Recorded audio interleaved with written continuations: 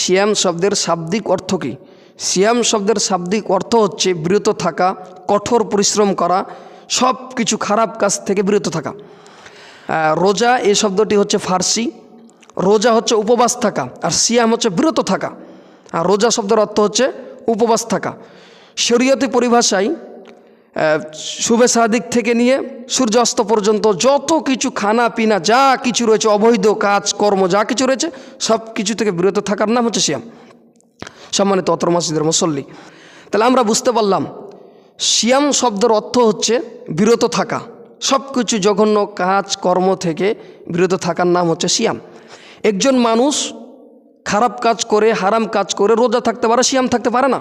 একজন মহিলা পিঠ পেট দেখিয়ে ছোট ব্লাউজ পরে রোজা থাকতে পারে, সিয়াম থাকতে পারে না। কেন? সিয়াম শব্দের অর্থ হচ্ছে বিরত থাকা, আর রোজা শব্দের অর্থ হচ্ছে উপবাস থাকা। সিয়াম শব্দের অর্থ বিরত থাকা মানে সব কিছু হারাম কাজকর্ম থেকে বিরত থাকার নাম হচ্ছে সিয়াম। সব কিছু কাজকর্ম থেকে বিরত থাকার নাম সিয়াম।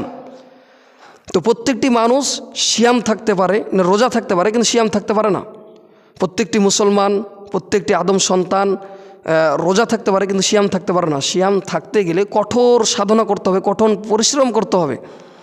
কেন? সব কিছুর সিয়াম রয়েছে, সব কিছুরের সিয়াম আছে। চোখের সিয়াম, কর্ণের সিয়াম, মুখের সিয়াম, হাতের সিয়াম, পায়ের সিয়াম, সব কিছুর সিয়াম রয়েছে। প্রত্যেকটি শরীরের অঙ্গ প্রত্যঙ্গ স্ট্রাকচারগুলোর সিয়াম রয়েছে, প্রত্যেকটি শরীরের স্ট্রাকচারগুলোর সিয়াম রয়েছে। আপনি চোখ দিয়ে খারাপ কিছু দেখবেন না, সিয়াম অবস্থায় দেখবেন না, এটা চোখের সিয়াম।